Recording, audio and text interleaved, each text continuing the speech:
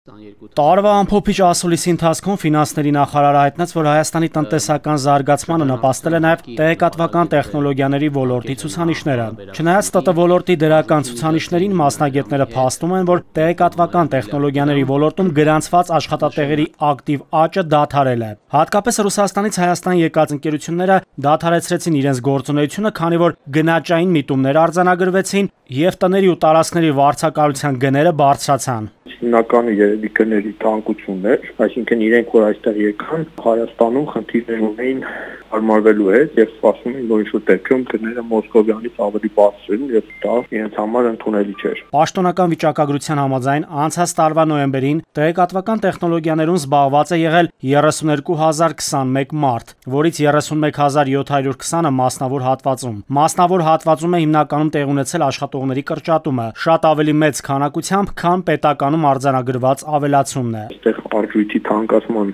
դրսևորումներ կային եւ այն ընկերությունները, որոնց եկամուտը դոլարով,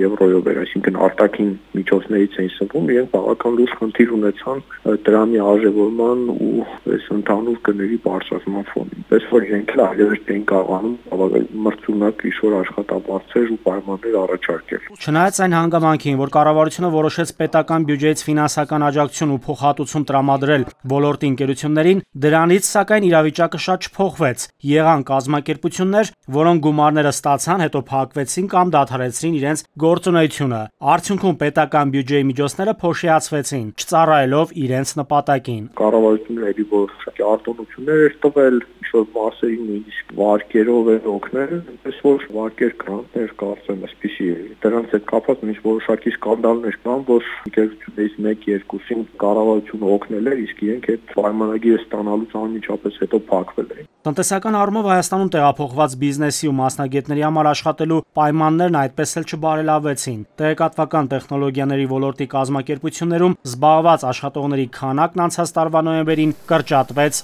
831-ով։ Նաիրի Մուրադյան, ժամը լրատվական։